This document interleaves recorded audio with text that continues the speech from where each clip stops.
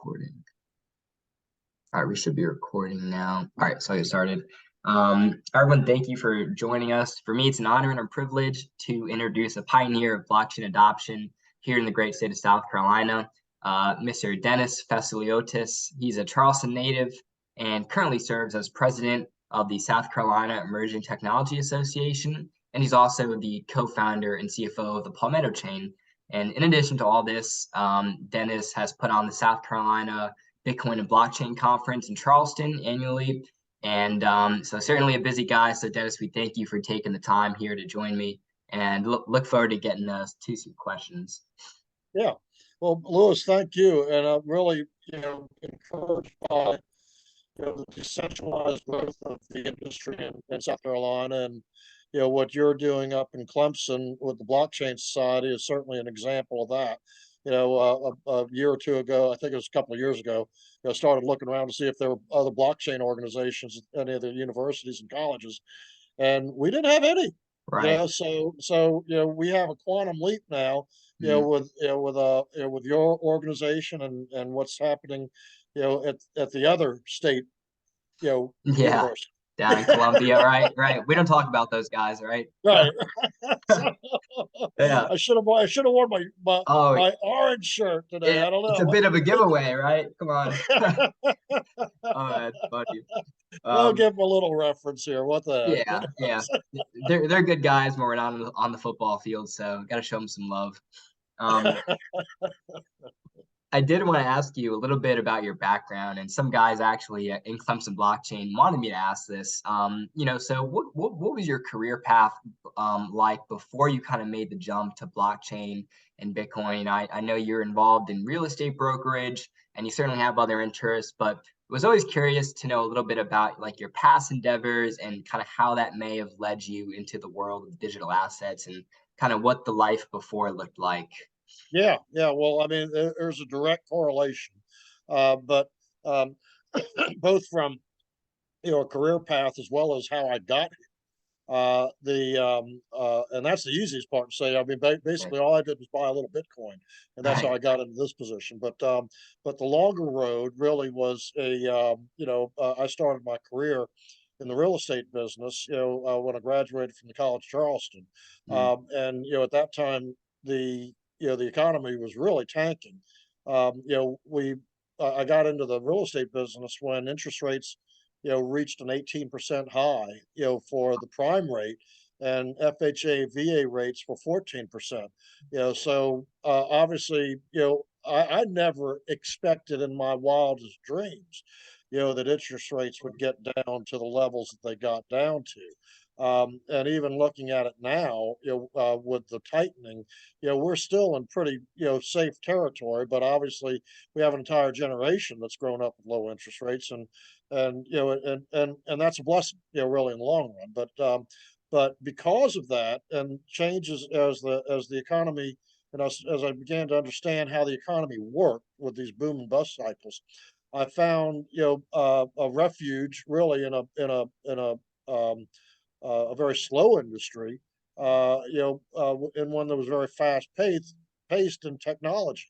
With the divestiture of AT&T back in the late 70s and into the 80s, the whole market for telephone systems changed, and so we had an opportunity there to make a lateral move into a new industry, and bring something new into South Carolina. And I realized at that time in my career path that that either you work for a family business in South Carolina, you work for the government, or you brought something into the state, and carved out your niche. So, that has changed a little bit, obviously with a lot of middle management and manufacturing base that's increased, but still, South Carolina is considered a pretty entrepreneurial state. People that come here, are looking for, things to do, and they find an opportunity, to start a business. And that's one of the reasons that, this state has been so successful in its own growth for entrepreneurs. But fast forward into the housing crisis, with at that point, I think that was my seventh recession under my belt, or going in under my belt, expecting a 2-year cycle, like we had previously.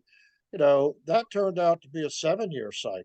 much worse than anybody anticipated, almost mirroring, the lost decade in Japan, Yeah. with a similar housing and real estate bust.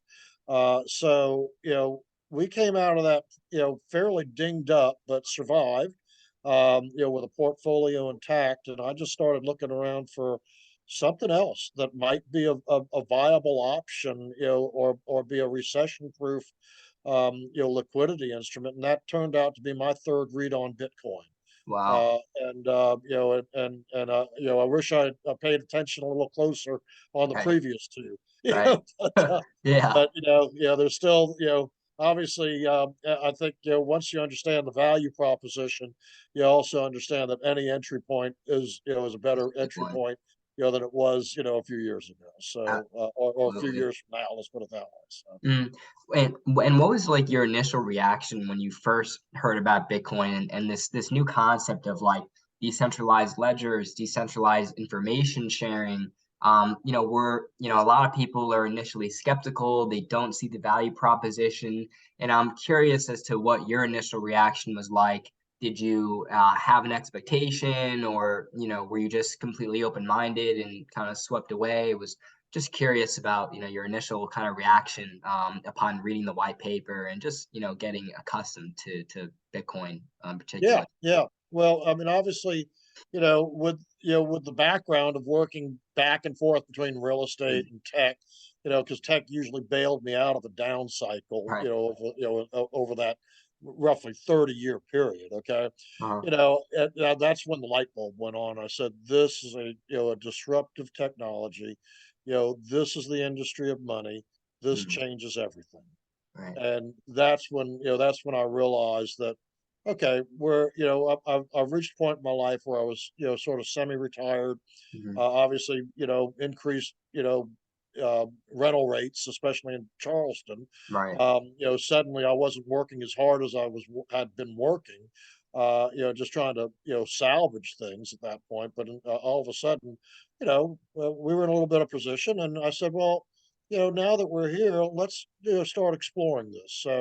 So that was really the advent, to the career path that, that changed. And Yeah. we are, obviously, we're still in the business, that we started in. Um, we've expanded now into, the technology sector, but the sum total of, that life experience is also what helped me kind of craft, how I envision, what the industry might look like in South Carolina before there was an industry. Right. So that was really the, kind of the nexus of, of how we, began the process of creating Palmetto Chain. And, Hmm.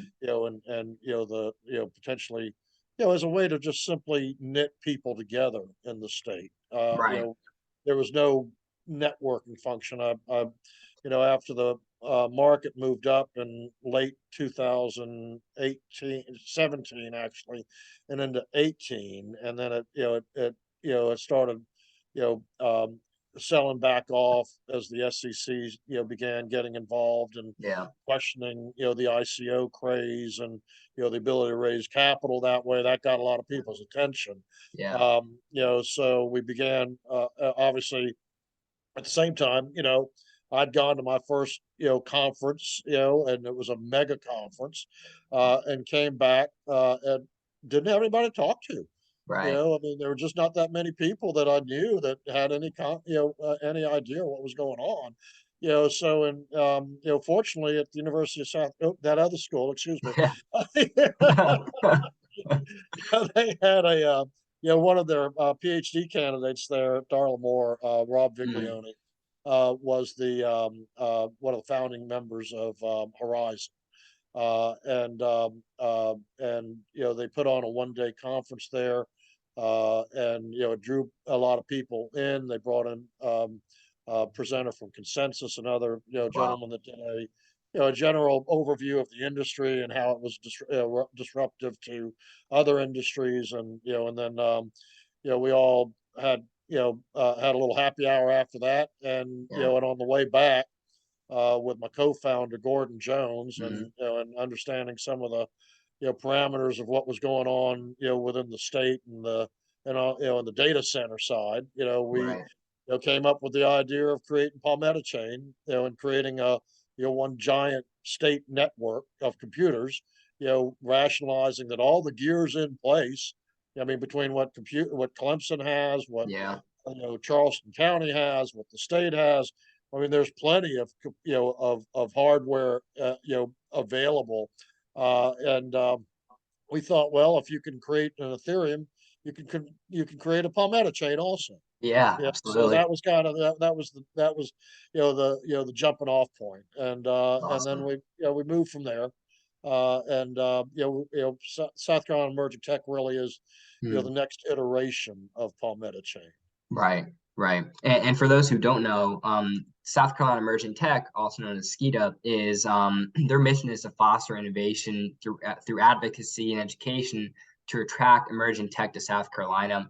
And they have a goal of unleashing $1 billion of capital to transform infrastructure to be more conducive to digital assets here in the state. And they're certainly well on their way to doing that. And we'll talk about that here in a couple of minutes.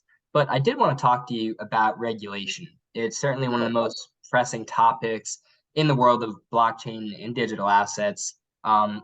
And SKITA has an incredible list of advisors who are in government, who are regulators and legislatures at the state and at the federal level. So I wanted to ask you, I'd love your perspective on, what do you think are some of the keys to regulating the space effectively, where you don't stifle innovation, yet you regulate the space and protect consumers and protect people who want to get involved? I'm sure, as you're aware, there have been many scams and rug pulls that have kind of plagued the space and given it kind of a bad name in the press, and the media jumps all over that. So, in your point of view, your perspective, how do we regulate blockchain and digital assets effectively, but at the same time not stifle innovation? Right, right. Well, obviously to that point, we look to the state of Wyoming, Hmm. for guidance, for initial guidance, and very early on, I met Caitlin Long Hmm. at a conference at the first Ravencoin annual Oh meeting yeah, in New Hampshire, along with several other industry OGs, yeah. and and as I learned what they were doing, I realized that their state with 5,500 people, 550,000 people, we're a state with roughly 5.5 million people, so a 10x. Okay, Yeah. so I thought, this is something that that South Carolina needs. I mean, obviously, Wyoming is a smaller state. Their objective is to become the Delaware of Hmm. the crypto industry, for digital assets, for corporate registrations, um, leveraging, the CFTC, the Commodities Future and Trading Commission, their decision or their recognition, that that digital assets were really personal property. Hmm. And that the states regulate personal property.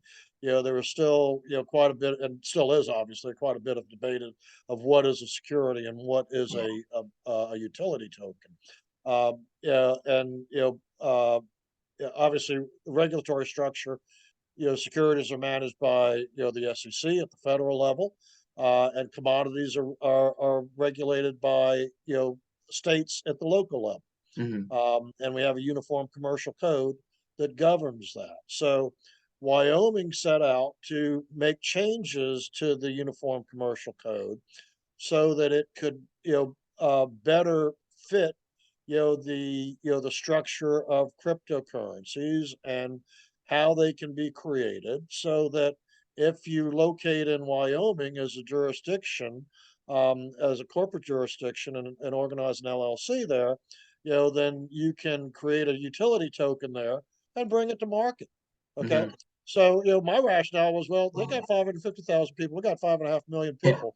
Let's just say, okay, start your project in Wyoming because you already have the structure there, and Hmm. let's bring it to South Carolina and scale it. Right. So that was the initial, concept. So Gotcha. in 2019, we were the first state, to introduce an omnibus, Yeah.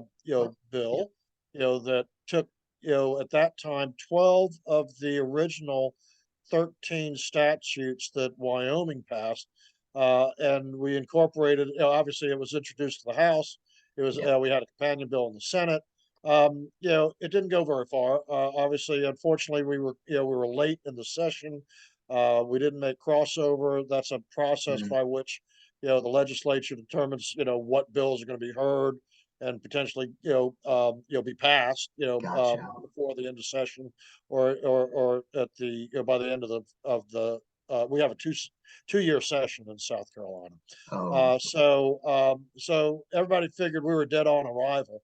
But fortunately, we had interest, and we were able to, in October of that year, have our first informal hearing with the Senate, South Carolina Senate Banking Committee. mhm, So, we moved into the new year, with a renewed interest, obviously, with the potential for a first formal hearing in February of 2020, and then we got sidetracked by the Santee Cooper purchase or offers to purchase, and then by the pandemic. So, mhm, we've had some fits and starts going into this, but right. the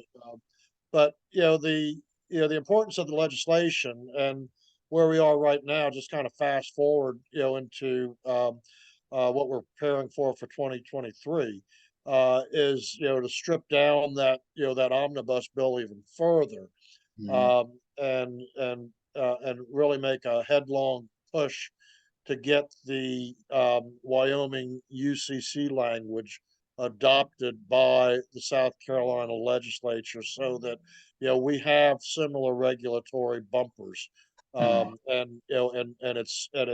and you can go and start a business in South Carolina that deals in cryptocurrencies, and mm, know that you're either a security and you have to comply with with federal legislation, federal regulations, or you're a utility token mm, and you can operate in South Carolina, based on how you're going to distribute those tokens and right. what your use case is.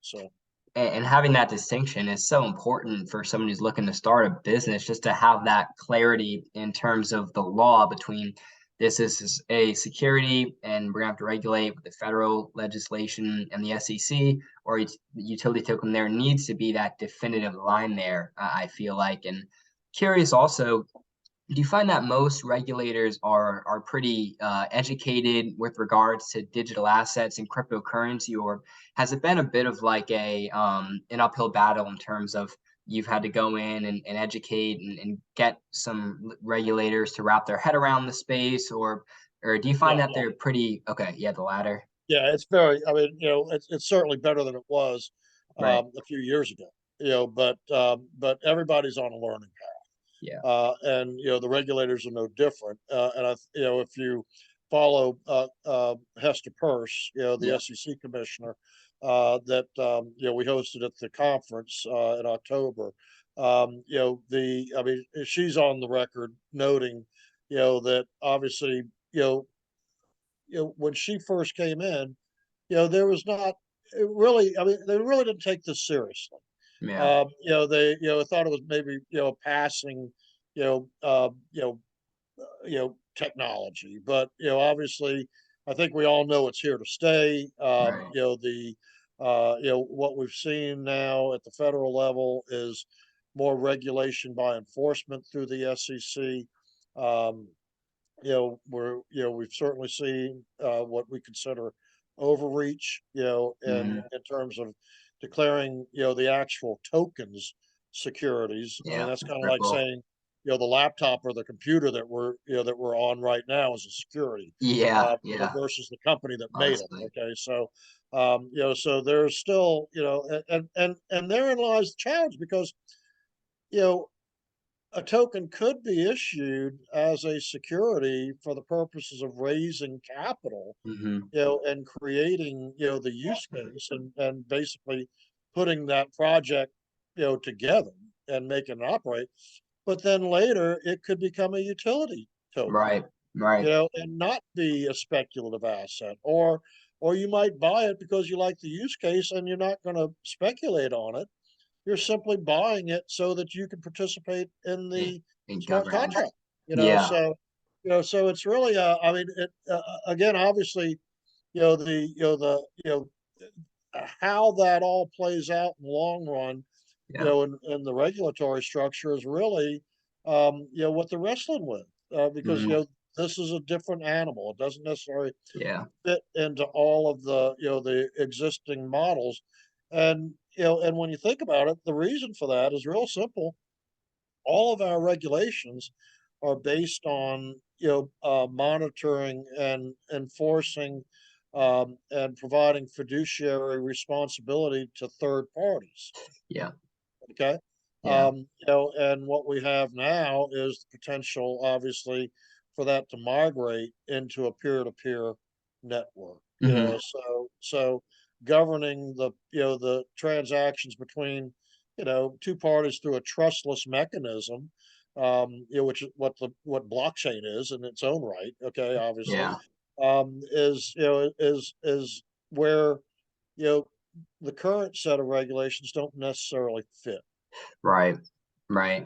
It always kind of makes me, as we think about the difference between, tokens that are used for raising capital and then utility tokens used more for governance, it kind of makes me think of like the dual class share structure that companies like Google use, where you have your class A and B shares, and some hold voting power. The B shares might have voting power and the A shares don't, but kind of I guess perhaps a way to kind of conceptualize that relationship for people who may be, unfamiliar with some of the things that have happened to Ripple and other people in the space with regards to lawsuits, and that's certainly a rabbit hole that we could jump into. I do want to move on to earlier we talked about SKIDA's goal is unleashing $1 billion of capital towards digital asset infrastructure. And recently, I believe back in September, you participated in a ribbon cutting ceremony for a $264 million Bitcoin mining facility in Spartanburg. And you were actually joined by the state treasurer, Mr. Curtis Loftus. And I'd love to hear a little bit about that and how that project came together and Yeah. kind of what you foresee for that, because that is such a cool thing to see in South Carolina, that this huge facility coming up to mine Bitcoin, and I believe the company was BV Power Alpha, if I'm not mistaken. Yes. Yeah. That made the investment. Yeah. And let me just scale it back just a little bit. Mm. We began a process about a year and a half ago, to explore site selection as a service in South Carolina Oh, for Bitcoin miners. Okay, and uh, you know, I was under the impression, that, mining, that electricity rates were not necessarily as competitive as we needed them to be in mm, South Carolina. And then also, understanding the parameters, that were necessary for a Bitcoin operation, right. whether it's an old mill facility, or potentially, with the, introduction of the air cooled pod, Yeah. facilities, different specifications, for different configurations and different sizes of operations. So in the course of that, we've identified over 30 potential sites in the Wow. state, that, cumulatively could be anywhere from a billion to $1.5 billion worth of investment in South Carolina, with, anywhere from a gigawatt to a gig and a half Mm, of basically unused capacity and stranded resources. Um, you know, a lot of those sites, now, I mean, a year and a half later, have been picked over, for the ones that are, probably the easiest lift. mm, And others may require transmission line upgrades or substation upgrades. But nonetheless, I mean, that electricity is still being produced. They have to be able to service those facilities. So, so the opportunity, continues to exist that we have, obviously we have stranded resources in the state. We have unused capacity. We have, a structure from the textile industry that was left behind. We have, uh, uh, four major power groups that are generating power in South Carolina. Duke remains as the most competitive. So right now, except for a few local jurisdictions, and they're getting harder to get into right now because of fuel costs, that type of thing. The Duke operating area is still target a potential target area. So the opening that we did in Spartanburg in Duncan, South Carolina, it was a really a joint venture of three groups. We opened the industry formally, the digital asset industry with a ribbon cutting. The first phase of that project there is a 40 megawatt facility, roughly about a $35 million investment. They have a capacity to grow, double the size of that. The goal, for that one group is roughly $200 million worth of investment in South Carolina, and we're just barely halfway there right now. So, that means high paying jobs, technical jobs, high, capital expense, for on a relatively small piece of property, which comparative to, the manufacturing model, that South Carolina has adopted for growth and incentives is a little different animal. We find that we're having to compete with manufacturing, but obviously because of the benefits that this industry offers, for grid stability, demand response, when needed. But basically, there's never been an industry like this, where you have operations that are running at full loads, and then can be shut down, at peak times, so that power can be pumped back into the grid. So the utility companies are trying to understand this, and there's currently a study that's begun in Duke, for the purposes of possibly considering this industry as a strategic industry, for generation. We've had contacts with Santa Cooper, Dominion, Palmetto Electric Co-op, and all of them are they express an interest. We've had our successes, but there's still a lot of education to go on that side also. Right. And that's Any certainly any utility executives that see this, or that students that have family in a utility, we'd love to chat with you.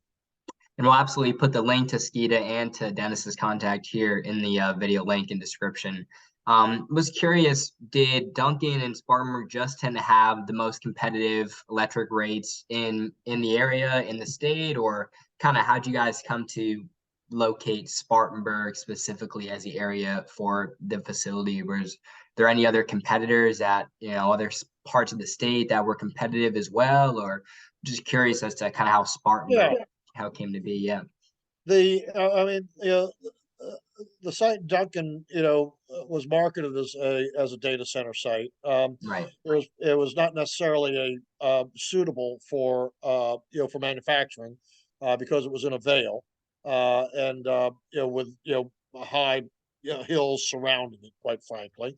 But I mean, that's just another example of how Bitcoin mining can go where other industries may not want to go. I mean, it can go to where the location is and where you can get the power, versus necessarily having to bring the power to it, and provide obviously more flexibility. And in that case, I mean, again, Duke operating area is also a Pacolet power in that area, is very competitive. It was the Milliken family,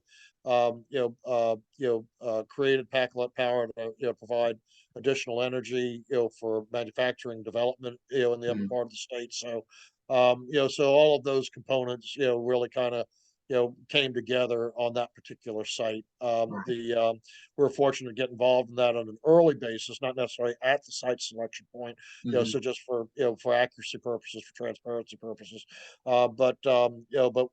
Obviously the developers there were very interested in what we were doing. Yeah. From an association standpoint, and we've been able to, and obviously it was a spotlight, for the development of the industry and for announcing the industry. It was also part of really the education process that the Treasurer Loftus really chose on his own, to get involved and Wow. understand this industry. We prior to this, and I'll just mention it, we were on a fact finding trip to El Salvador. Hmm. As and that was designed really to understand, you know, how they're introducing the Bitcoin into the economy there and how it's being used. Um, and just kind of give you, I mean, I'm kind of backing into the history here, Hmm. but about this time last year, we had a meeting with the governor's office. We got some very good advice from them on how we might be able to advance this agenda. And at that point, we realized that the state needed an internal body of knowledge. Hmm. So, our political capital had been spent on trying to push our legislation, educate the legislators on the legislation that was filed. Hadn't gotten very far with that over roughly a 2.5 year period. So, Right. we changed our mode of operation there, and decided to try to influence an appropriation, um, through the legislature for the treasurer, to create a body of knowledge, for the state and for state agencies and for the public. Hmm. So, we successfully in May received had an appropriation directed to the treasurer's office, for $500,000, Hmm. $500,000, to create a digital currency literacy program for the state. That's fantastic. So it's pretty much a blank slate, to say, okay, how are we going to advance this industry and educate our public officials, educate our businesses that this Mm. is, an evolution of our economy. Yeah. We drafted a 13-page brief that supported that appropriation. It really is, designed as kind of a roadmap for the treasurer's office to take, whatever they, want out of it, and begin that process. And so fast forward back into October with the El Salvador trip behind us, the ribbon cutting behind us, Yeah. and the announcement of the digital currency literacy project under the South Carolina Treasurer's Office, as a first step. So that's where we're now. We just had a strategy meeting yesterday, determine some next steps, going into next year. That's awesome. And it's a great segue because it leads me to my next question. We talked about education and how important it is to educate the public as we kind of transition into this new digital economy. And I wanted to ask you about your trip to El Salvador. I believe it was part of the Me Premier Bitcoin project, which I think roughly translates to my first Bitcoin. Um, Right. but wanted to ask you about that experience of being down in El Salvador and kind of how you saw the government and localities down there educating the public about Bitcoin and cryptocurrency in general. And if you see if there's anything you learned down there that could possibly be implemented here in the States. I know El Salvador certainly took a big leap in legalizing Bitcoin as a legal tender of currency in their country. And so curious for your experience and what that was like and how you're seeing it become implemented down there in El Yeah. Salvador. Yeah. Well, that was actually my second trip. We went down in June Hmm. by invitation, from Me Premier Bitcoin and IBEX, which is a Hmm. Lightning network based project. They're part of the infrastructure in El Salvador, and and we were there and participated in the first graduation ceremony for the Bitcoin diploma. It was the first high school that was chosen to kind of pilot the program. When we came back, we realized that this was part of the pieces of the puzzle that we needed in South Carolina. Awesome.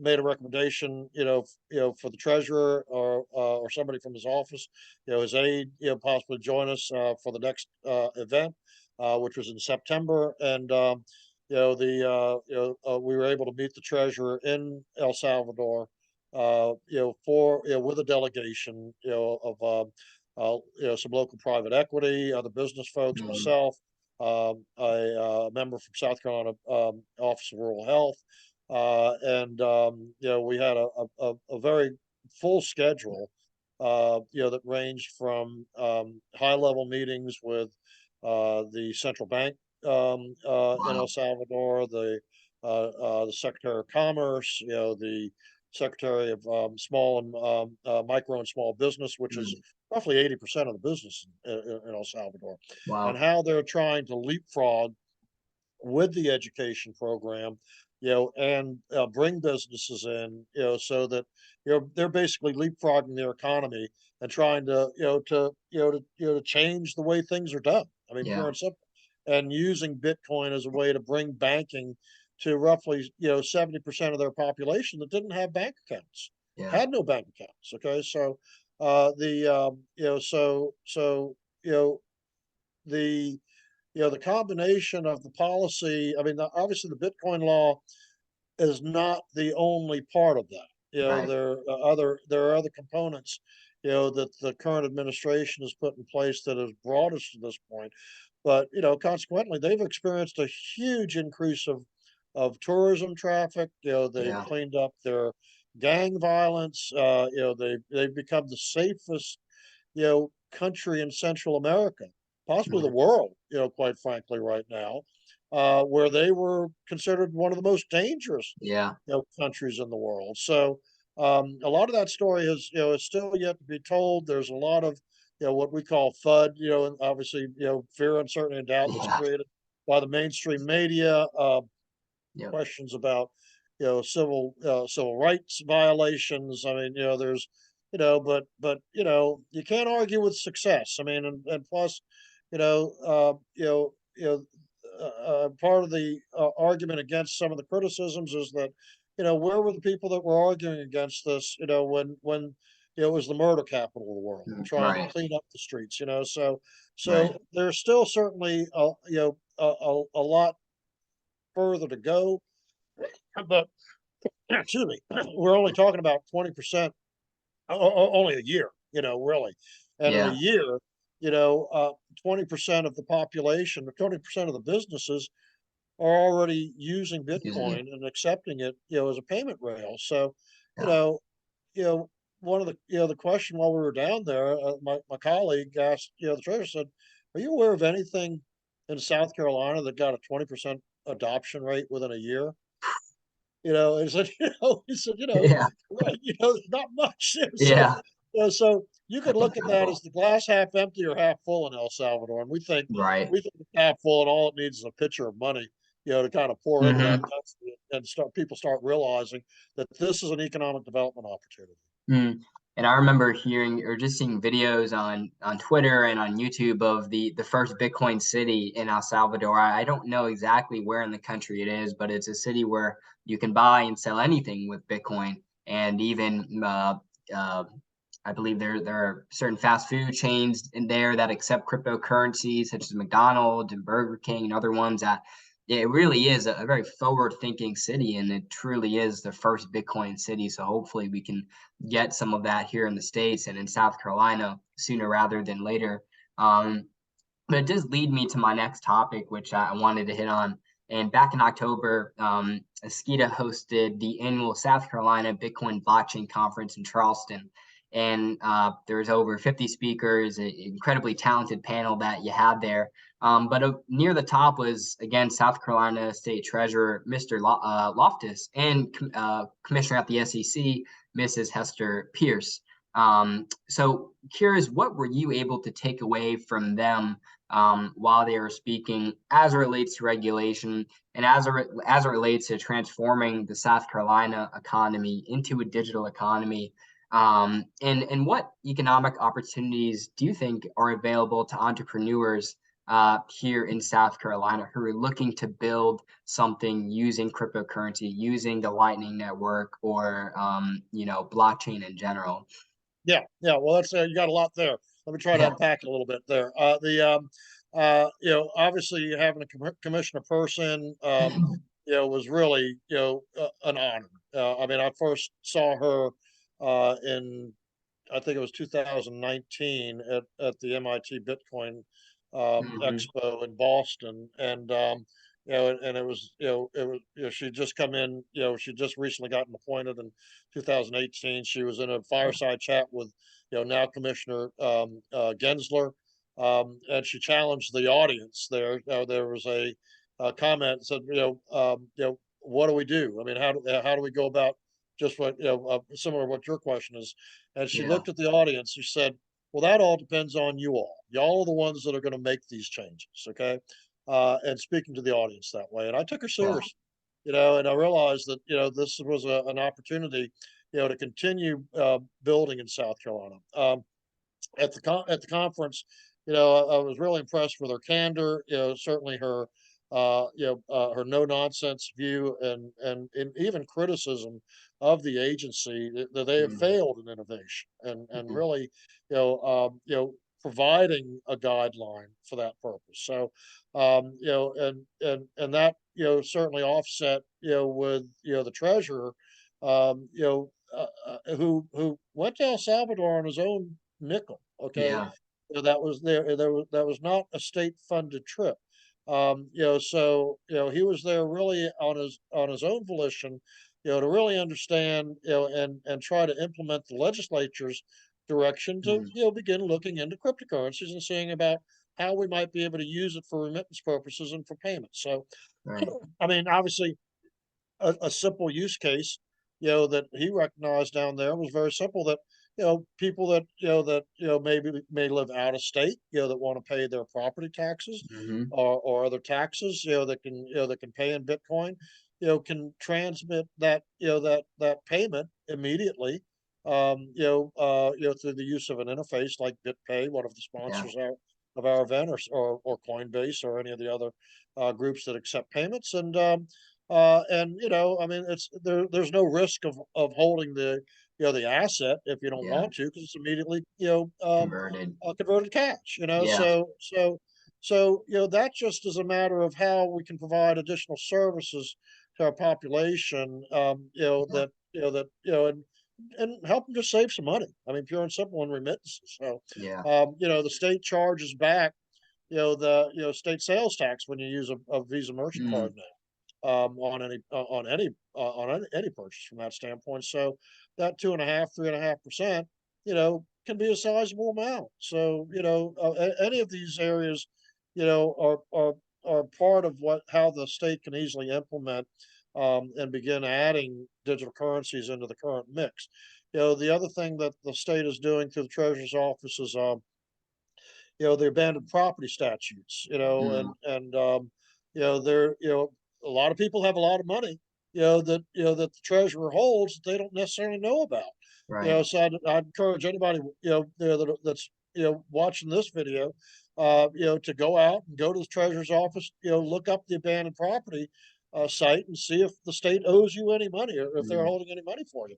And I mean, it could be as little as a few dollars. It could be, millions of dollars. I mean, there are examples for all of it, Yeah. but nonetheless, they also realize that with the advent of digital assets, the way they currently have to hold them is to convert them to cash, and then hold the cash. So Yeah. Yeah. that's not really, it violates the integrity of the asset, they're embarked now uh,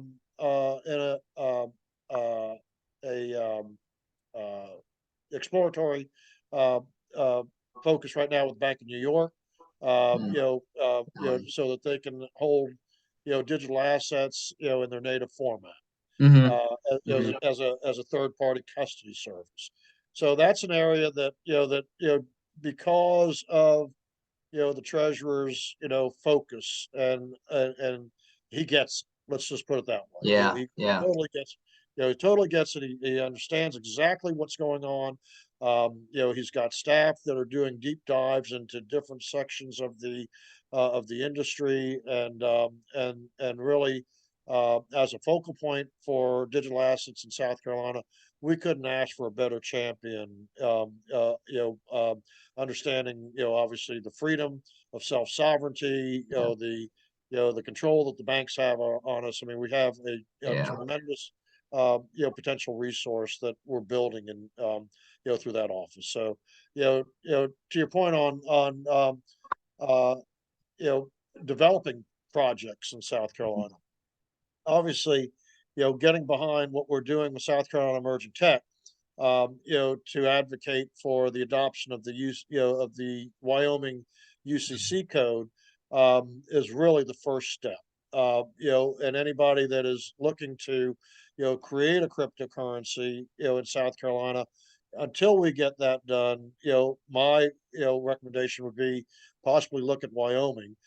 We also have the Catawba tribal zone, that has passed legislation in South Carolina.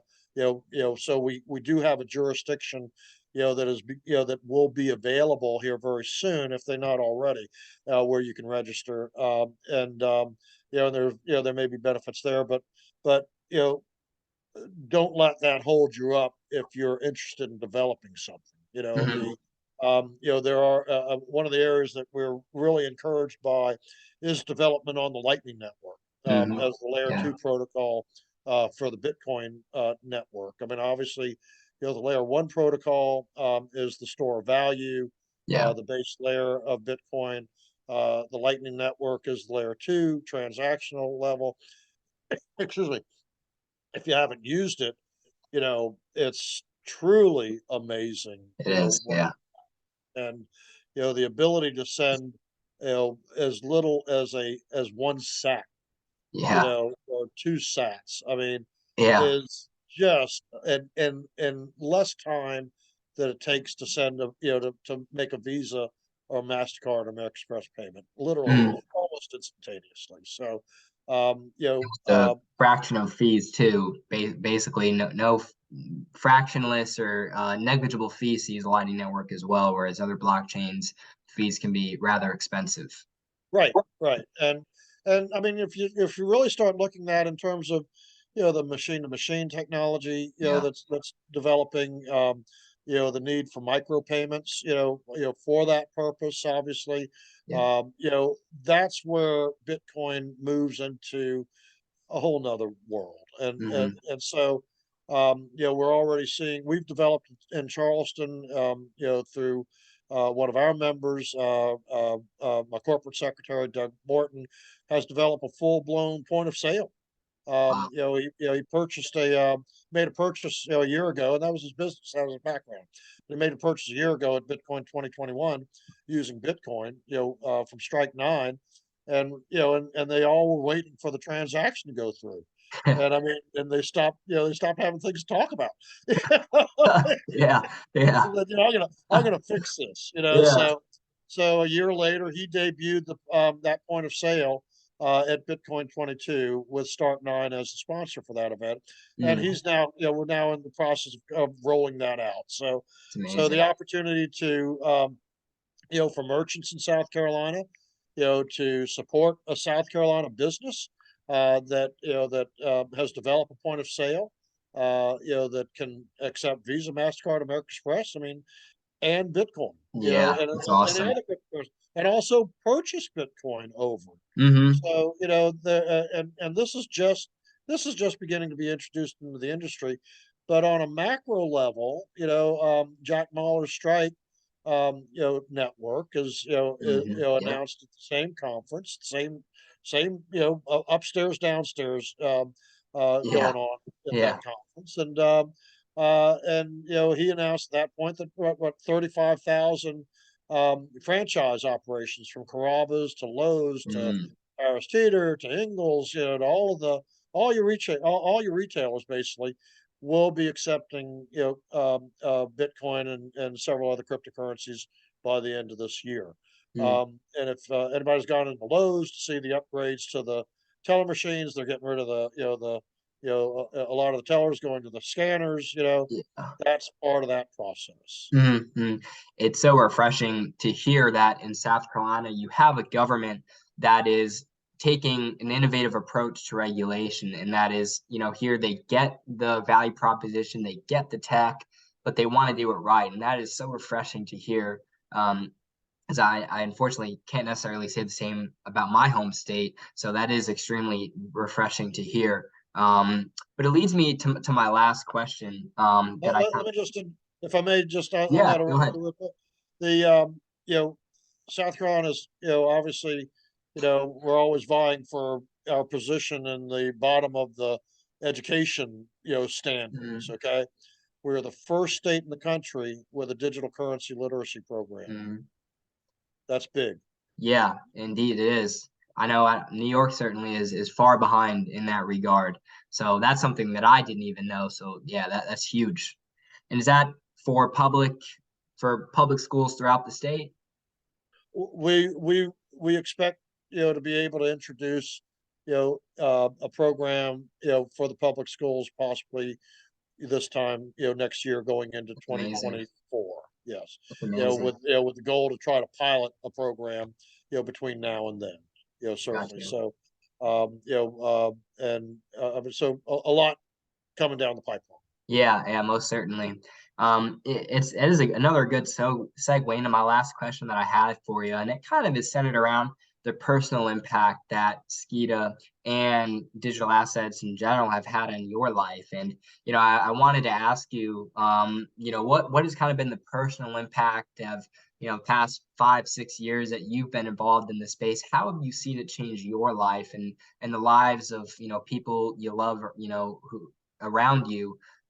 Was curious just for the impact and wanted to ask that on more of a personal level. Yeah. Well, because of, obviously the up and down nature of the asset, Yeah, highs and the lows. impact on the other folks is, when it's up, everybody's real happy. Yeah, But this when it's is down, true.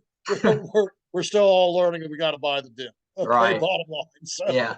and to that note, I am making my own little, I'm buying the dip myself. I mean, there's no question Likewise. about that. So, but, on a personal basis, I mean, obviously, I was semi-retired 5 years ago. I Yeah. mean, we were, whether or not I was going to buy any more property and fix it up and turn it, that was all part of, what I would be doing in my retirement, or whether we try to, sell the portfolio and live off, I mean, obviously, we're at the tail end of this race, so Right. Right. so our our focus is a little bit different, from somebody your age, obviously, and Yeah. with a longer time horizon. But to that point, I thought, well, worst case is, perhaps, as we get a little bit older and we work out of this, this particular part of life, that being able to, if one Bitcoin gets to be, 30, $40,000, that provides an opportunity for my wife and I to potentially go spend a month in Paris and rent an Yeah. apartment, Yeah. and do something we may not have done before, Hmm. so Absolutely. but in the meantime, obviously, with the outreach program that I did personally, traveling, going to conferences, all around the world, for that matter, that opened that door that much earlier, Yeah. and provided a reason to go and visit places, we always talked about visiting. It all opened up an opportunity for me to, to discover my ancestral roots in Greece. Hmm. Because of, the University of Nicosia's position in as the first university in the world to accept Bitcoin, and their annual Wow. conference that they had in Athens, it gave me an opportunity to travel to Greece, for some other reason, obviously, Hmm. but also to, to find the village that my grandfather came from.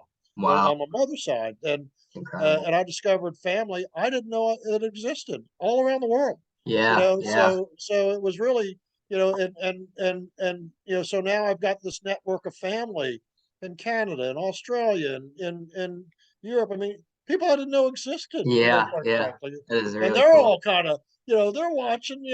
I get a lot of likes on Facebook, and Yeah. and I think somebody's secretly buying it. They haven't told me yet, but Right.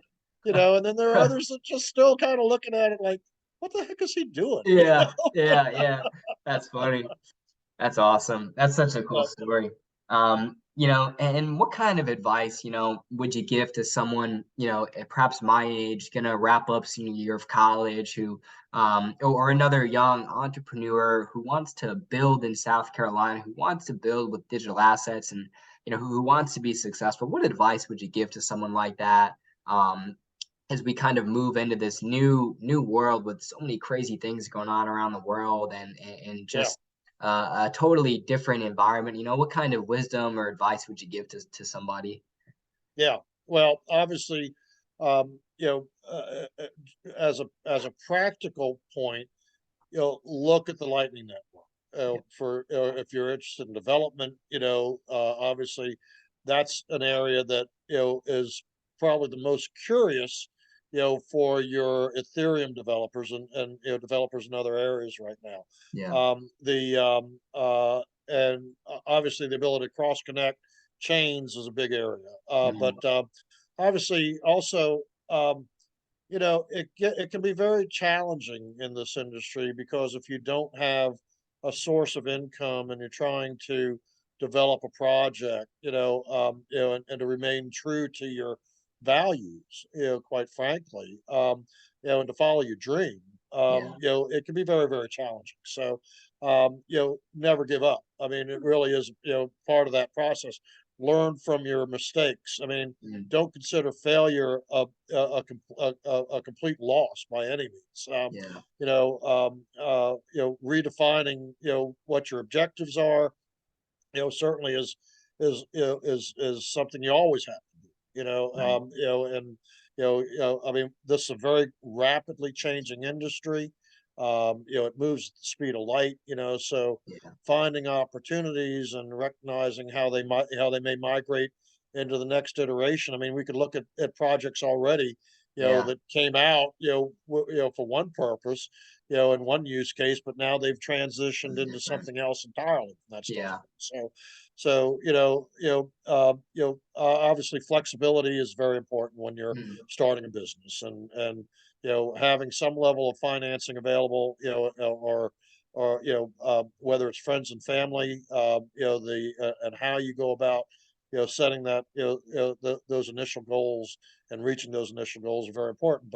Right. But having good legal representation is very important also. Mhm. Somebody that can guide you, through the process, of how to raise capital. Right. That's just as important. Right, absolutely.